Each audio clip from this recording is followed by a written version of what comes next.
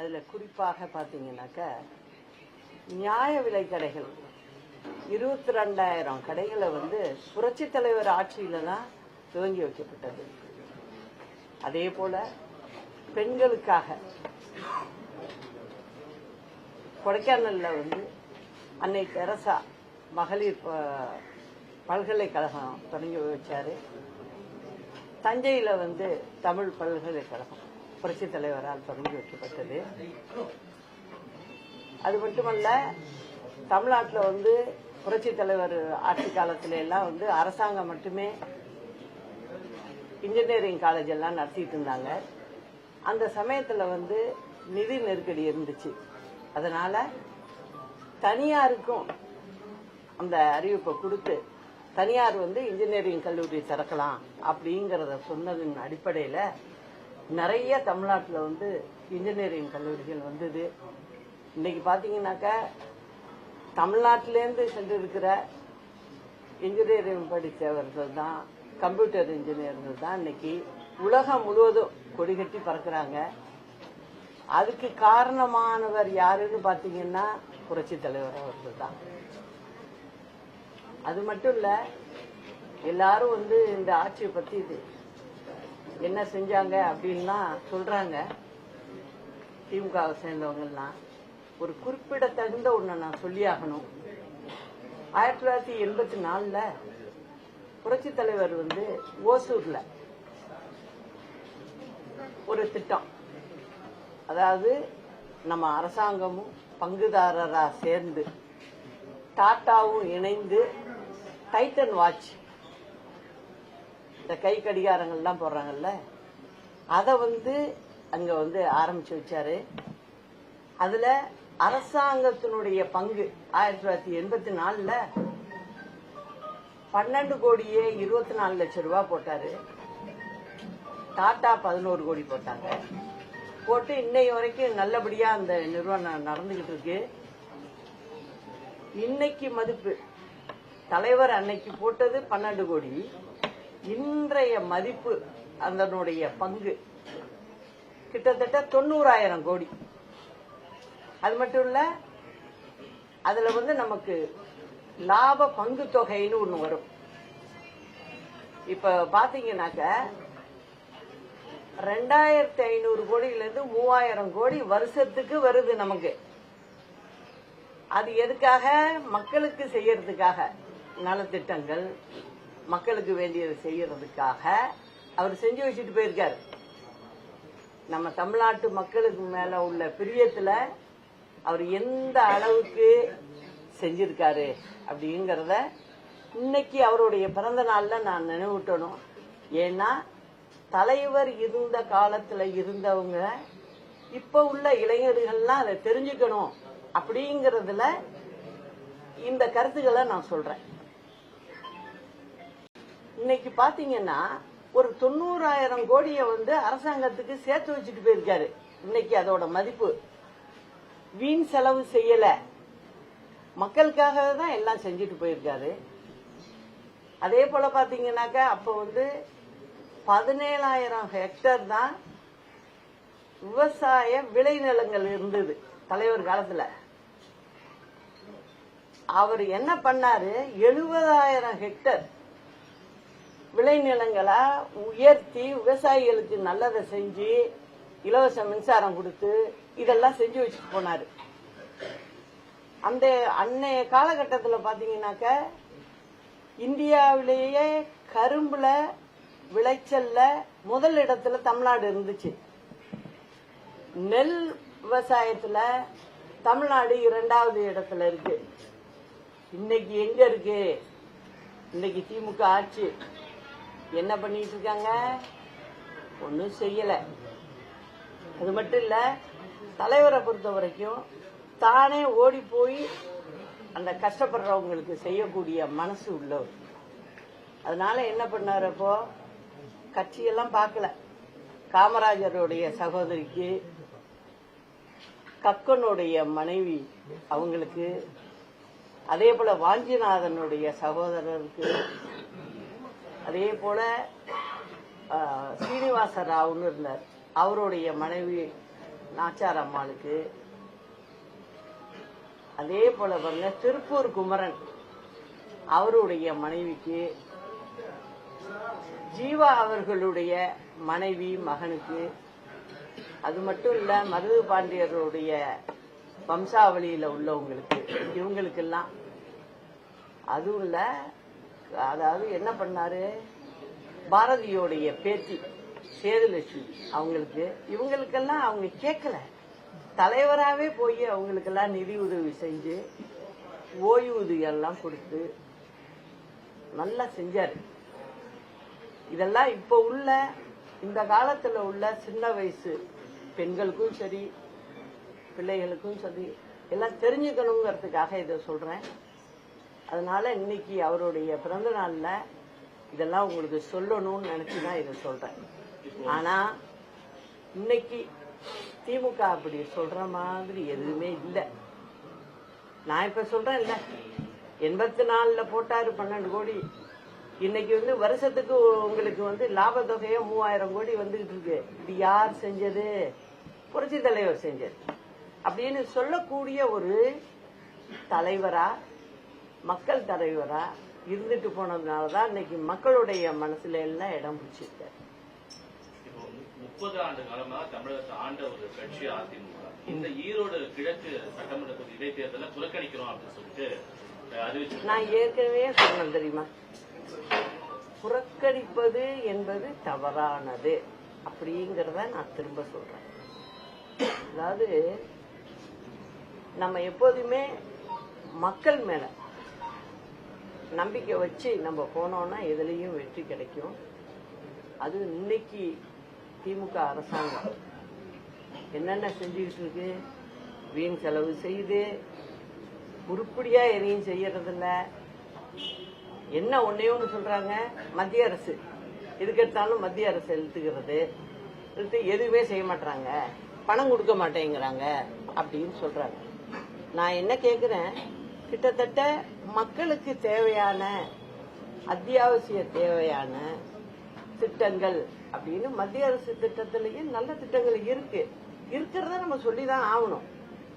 ஏன்னா யார் கொடுத்தாலும் அது மக்கள் நோக்கி போகும்போது அதை ஆதரிச்சுதான் ஆகணும். நம்ம கிட்டத்தட்ட 12-13 திட்டங்கள் இருக்கு. அதுல 1-2 நான் சொல்றேன்.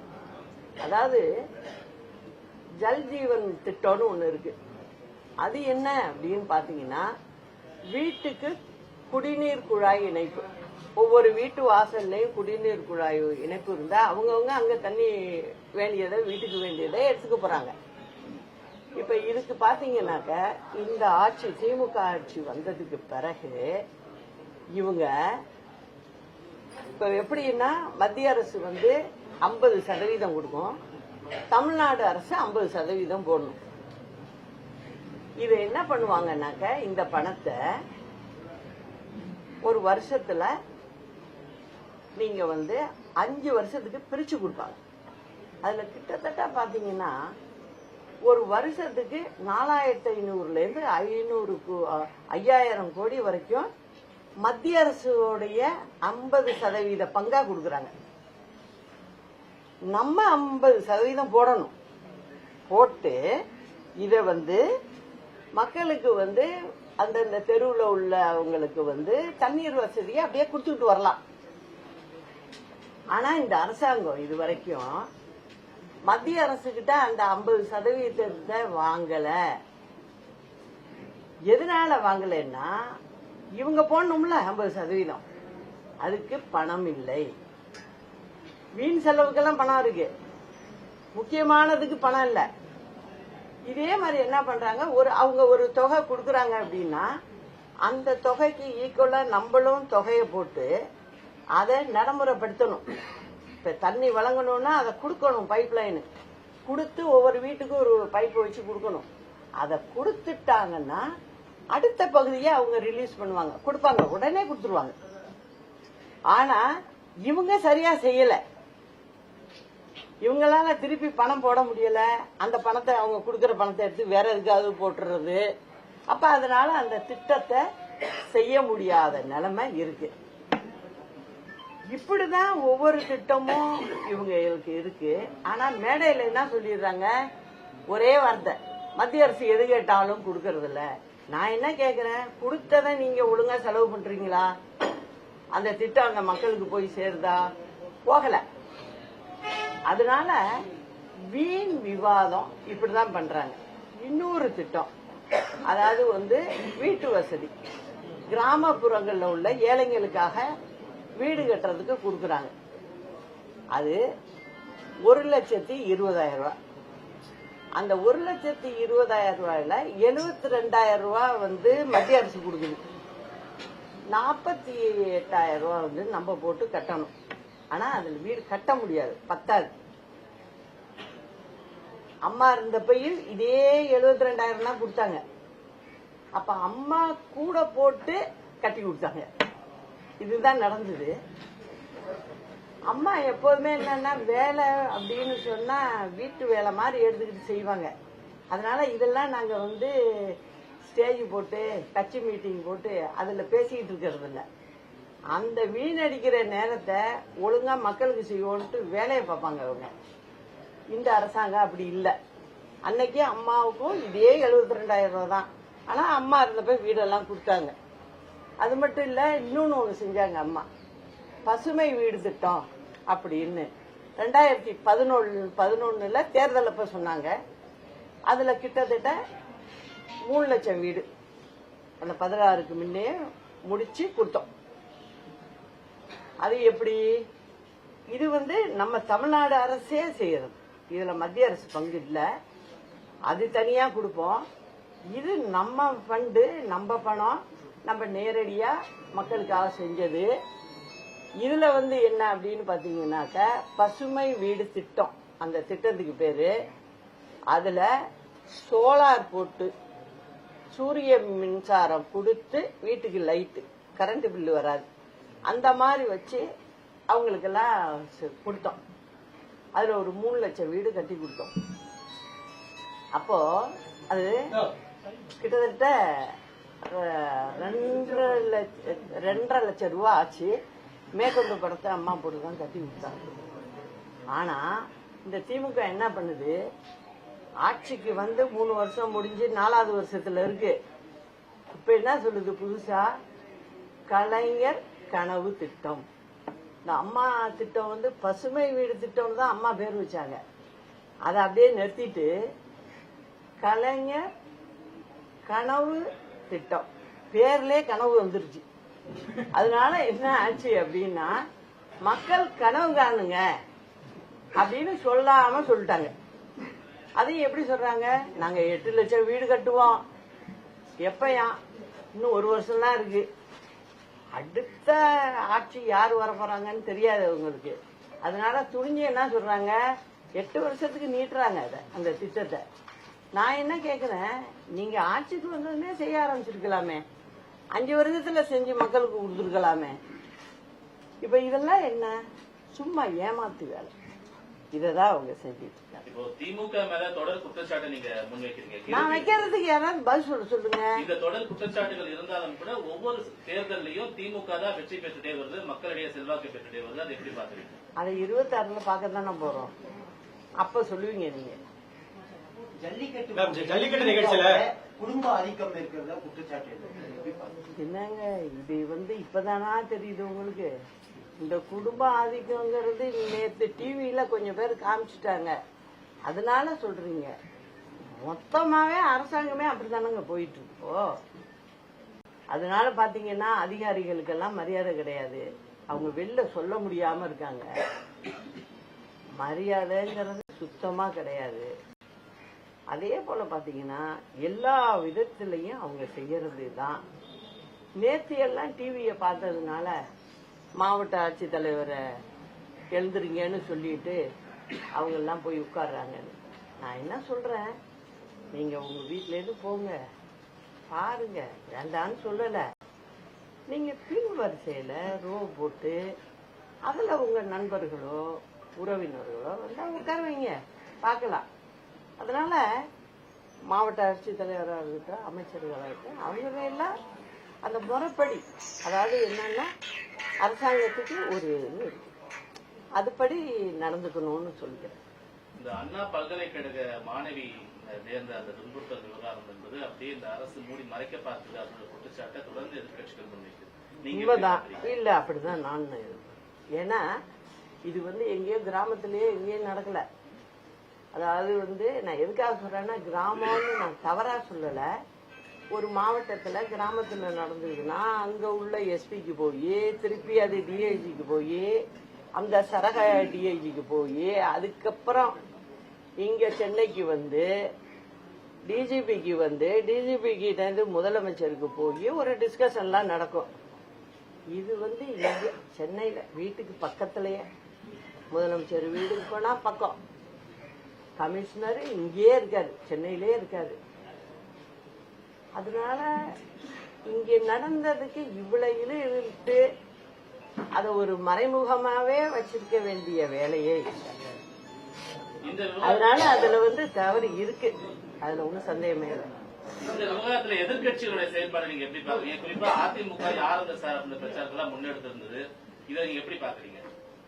அதாவதுங்க, எதிர்கட்சி அப்படின்னு சொன்னா நம்ம தட்டி கேட்கணும், ஆளுங்கட்சிய தட்டி கேட்கணும். தட்டி கேட்டாதான் ஆளுங்கட்சிக்கும் பயம் இருக்கும். இப்ப நான் கேள்வி கேட்டேன்னா உடனே என்ன பண்றாங்க, யாரும் பதில் பேசுறது இல்ல, டக்கு டக்குன்னு கொஞ்சம் வேலை நடக்கும். நீங்க கவனிச்சு பிரஸ் எல்லாம் பாத்தீங்கன்னா, நான் சொன்னேன்னா அது கொஞ்சம் வேலை நடக்குது. எனக்கு என்னன்னா, மக்களுக்கு போய் சேரணும், அந்த ஒரு இதை தான் நான் பாக்குறேன். எதிர்கட்சிகள் எதிர்கட்சியா இருக்கணும். எதிர்கட்சின்னு சொல்றவங்கள எதிரி கட்சியா இருக்கணும். அதுதான் நாட்டுக்கு நல்லது. கேட்கறதுக்கு ஆள் இருக்கு, சட்டசபைக்குள்ளேயே கேள்வி கேட்பாங்க. எதுக்காக சொல்றேன்னா, முதலமைச்சர் வரிசையா சொல்றாரு, இப்போ நடந்த என்னென்ன பண்ணோம், என்னென்ன செஞ்சோம் அப்படின்னு சொன்னார். நான் என்ன சொல்றேன், இதெல்லாம் சொல்றதை விட எல்லாருக்கும், பாமரர்கள் வரைக்கும் போய் சேரணும். அதுக்கு என்ன பண்ணணும், ஒரு வெள்ளை அறிக்கை விட்டாங்கன்னா இவங்க ஆட்சிக்கு வந்ததுல இருந்து இப்ப வரைக்கும் என்ன நிலைமை அப்படிங்கறத வெள்ளை அறிக்கையா விட்டா நல்லா இருக்கும். ஏன்னா நான் சொல்றது அதுல பாத்தீங்கன்னாவே தெரிஞ்சுக்கலாம், சரி அம்மா கரெக்டா தான் சொல்லியிருக்கு அப்படின்னு சொல்லுவாங்க. தமிழகத்துல பெண்களுக்கு மாணவிகளுக்கு பாதுகாப்பு பேரவையில முதல்வர் பேசுறாரு. ஆனா பேரவை முடிஞ்ச அந்த பேச்சுடைய சில நாட்கள்லயே ஐஐடி மெட்ராஸ்ல இன்னொரு பிரச்சனை நடக்குது. ஆனா என்ன சொல்றாங்க, ரெண்டு சொல்லிட்டு இருக்காங்க. போலீஸ்காரவங்களையும் நம்ம சொல்றதுக்கும் கஷ்டமா இருக்கு. எனக்கு என்னன்னா, அவங்கள வேலை செய்ய விடல. அது ஒரு அந்த சைடையும் நம்ம பார்க்கணும். வெறும் போலீஸ்காரவங்க நீ சரியா செயல்படல அப்படின்னு சொன்னா, அவங்க செயல்படணும்னா அரசியல் தலையீடு அந்த பக்கம் இருக்கக்கூடாது.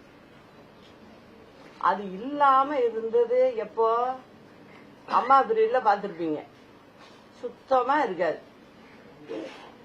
அதனால ஒழுங்கா நடந்துச்சு. இப்ப என்னன்னா, அத போய் சொன்னாவே, ஒருத்தங்க போய் கம்ப்ளைண்ட் கொடுக்க போனாலே உடனே என்ன ஆகுது, மேல வரைக்கும் போன் வருதான், இது எடுக்காதீங்க விட்டுருங்க அப்படின்னு சொல்றாங்களா. அப்ப அவங்க என்ன பண்ண முடியும்? இப்ப நேற்று ஒரு கலெக்டரே பாத்துங்க, எந்திரிக்க சொல்லும் போது அவங்க என்ன சொல்ல முடியும்? உடனே அவங்கள வச்சு ஒரு பேட்டி கொடுக்க சொல்றாங்க. நானாதான் எந்திரிச்சேன் அப்படின்னு அந்த அம்மா சொல்லுது. அவங்க நிலைமை என்னை பொறுத்த வரைக்கும் அரசாங்கத்துல வேலை பார்க்கறவங்களுடைய நிலைமை ரொம்ப பாவப்பட்ட நிலைமையா இருக்கு. மக்களையும் சொல்றோம் அப்படியே, அதே இவங்களையும் சேர்த்துக்கணும். அதுல அதிமுக ஒருங்கிணைக்கக்கூடிய உங்களுடைய பணிகள் எந்த நிலையில இருக்கு? நல்லா தாங்க போயிட்டு இருக்கு. நிச்சயம் செய்வோம். நிச்சயம் 26ல திமுக நினைக்கிற மாதிரிலாம் இல்ல. அதான் நீங்க எல்லாம் புரிஞ்சுக்கணும்.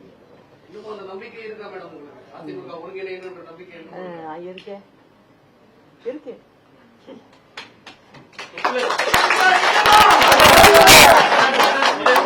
திருமதி ஒரு விஷயத்த சொல்லியிருக்காரு, பாஜகவும் கடந்து 2026 தேர்தல்ல ஒன்றிணையணும் அப்படிங்கிற ஒரு விஷயத்தை அவர் பதிவு பண்ணிருக்காரு. நீங்க எப்படி பாக்குறீங்க? ஏங்க அவங்கவுங்க அவங்க ஆசையை சொல்லதான் செய்வாங்க. நம்ம போய் அதை தவறுன்னு சொல்ல முடியாது. என்ன மாதிரியான நடவடிக்கைகள் எடுத்திருக்கீங்க மேடம் இந்த அதிமுக ஒருங்கிணைவு? ஏன்னா தேர்தலுக்கு 2 ஆண்டுகள் தான் இருக்கு, என்ன பண்ண போறோம்? நீங்க கொஞ்சம் கொஞ்சம் எடுத்தா அதை பெருசு பண்ணிடுவீங்க. அதனால நான் நல்லபடியா பண்ணுவேன். என் மேல நம்பிக்கை இருக்குல்ல. மக்களுக்காக நாங்க செஞ்சே ஆகணும். ஏன்னா எனக்கு அரசாங்கத்துல என்ன வேலை அப்படிங்கறது முழுசும் தெரிஞ்சிருக்கு. அதனால இத என்னால பாத்துக்கிட்டு இருக்க முடியல. ஏன்னா மத்திய அரசு பணம் கொடுக்கறதையே நீங்க வாங்கி ஒழுங்கா செலவு பண்ண மாட்டேங்கிறீங்க. நீங்க செய்யறது எல்லாமே வீண் செலவா இருக்கு. அதாவது ஒரு சின்ன உதாரணம் சொல்றேன். ஒரு குழந்தை அதுக்கு ஒரு கிழிஞ்ச சட்டை போட்டு உடனே என்ன பண்ணுவீங்க, அதுக்கு ஒரு சட்டையை வாங்கி கொடுத்து போவீங்க. இதுக்காக நீங்க ஒரு கிராமத்துல இது நடக்குது. நீங்க சென்னை வரைக்கும் நான் போய் பெரிய ஷோரூம்ல எடுத்துட்டு வரேன், அது வரைக்கும் நீ வெயிட் பண்ணுன்னு சொல்ல முடியுமா? சொல்ல முடியாது. அதே போலதான் இங்க உள்ள அரசாங்கம் என்ன பண்ணுது, வேண்டாத வேலைகள்.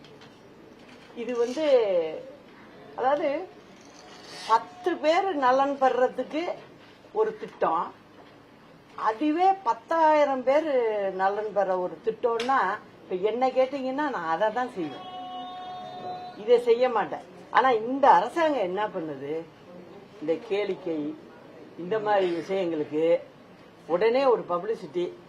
நீங்கெல்லாம் டிவிக்காரவங்க வேற இருக்கீங்க, அதனால டிவியில போட்டுறீங்க. யூடியூப் அவங்களுக்குன்னே தனியாவே யூடியூப் ஒன்று போயிட்டு இருக்கு, அதுல அவங்க போட்டுக்கிறாங்க. அவங்க என்ன நினைச்சிட்டு இருக்காங்க, தமிழ்நாட்டு மக்களுக்கெல்லாம் மூளையே இல்லை, அதனால நம்ம வெற்றி பெற்றலாம் அப்படிங்கிற அந்த நனவுலயே இருக்காங்க. அவங்க அப்பா ஆரம்பத்துல சொன்னாரு, அதுவும் தேர்தல் அறிக்கை தான், வீட்டுக்கு 2 ஏக்கர் நிலம் கொடுப்போம். அப்ப நாங்க டூருக்குள்ள போகும்போது அம்மா கேட்டாங்க, அவ்வளவு நிலம் அரசாங்கத்துல இல்லையே எப்படி கொடுப்பீங்க அப்படின்னு கேட்டாங்க. கடைசியில என்ன சொல்லிட்டாரு, அழகா அவர் பாணியிலே சொல்லிட்டாரு, கொடுக்க முடியல, கையளவு தான் இருக்குது அப்படின்னாரு. இது நீங்க ஏற்கனவே ஆட்சி பண்ணிருக்கீங்க, உங்களுக்கு தெரியாது. ரோட்ல போறவங்க மாதிரி சொல்லக்கூடாதுல்ல. ஒரு முதலமைச்சரெல்லாம் இருந்தவங்க பொறுப்போட பேசணும், பொறுப்போட அறிக்கை விடணும். அது இல்ல. அதே மாதிரிதான் இவங்க இப்ப செஞ்சிருக்குது. நான் இதை செஞ்சிருவோம் அதை செஞ்சிருவோம், நீட்டை உடனே நீக்கிடுவோம் அப்படின்னாங்க. நீக்கிடுவீங்களா? இப்ப எத்தனை வருஷம் ஆச்சு? இல்லையே. நான் என்ன கேக்குறேன்னா, இந்த 5 வருடத்துல நீங்க 4வது வருடம் முடிய போகுது. இப்போ இதுல இருக்கிறப்ப நீங்க செய்ய வேண்டிய வேலையே செய்யலையே. நம்ம மக்களுக்கு செய்ய வேண்டியதை நீங்க செய்யணும்ல. உங்கள்கிட்ட யாரு கேட்டா இது வேணும் அது வேணும்னா கேட்டாங்க? இல்லையே. சாதாரண விஷயங்கள் அதுங்களுக்கு செய்யறத செய்யக்கூட இல்லையே அவங்க. அதுதான் வருத்தமா இருக்கு.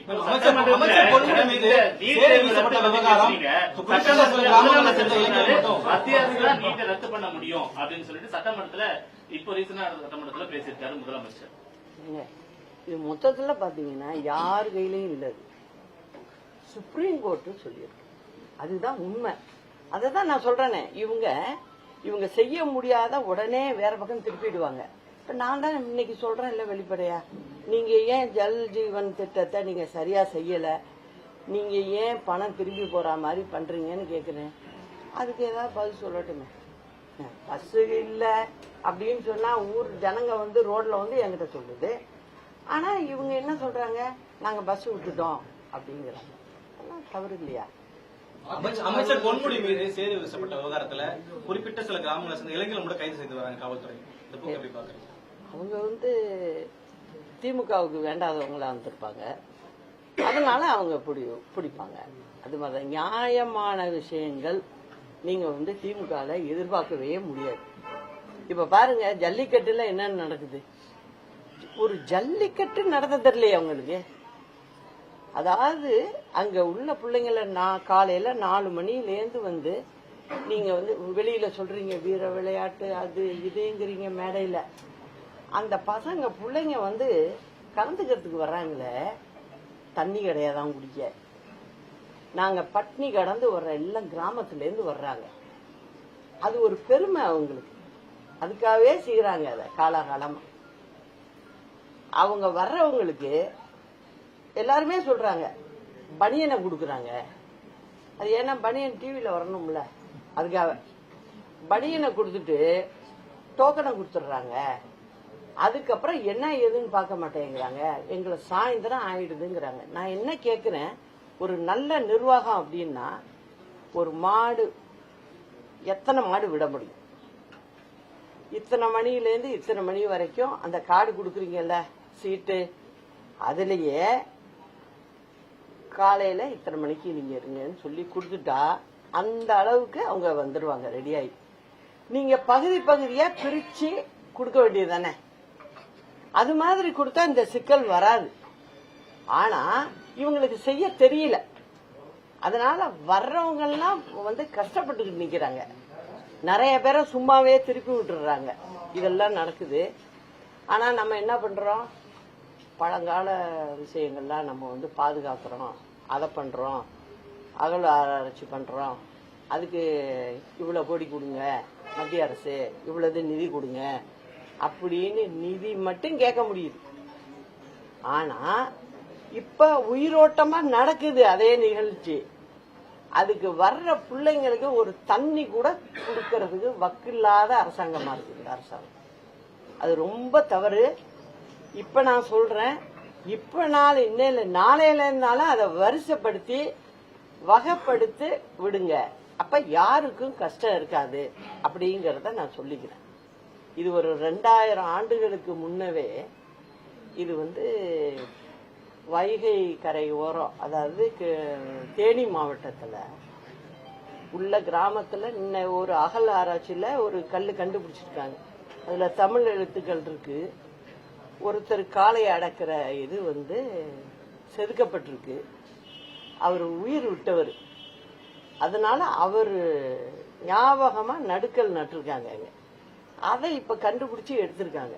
என்ன சொல்றாங்க, தமிழர்களுடைய வாழ்வு முறையிலேயே இந்த ஜல்லிக்கட்டுங்கிறது வந்தது அப்படின்னு சொல்லியிருக்காங்க.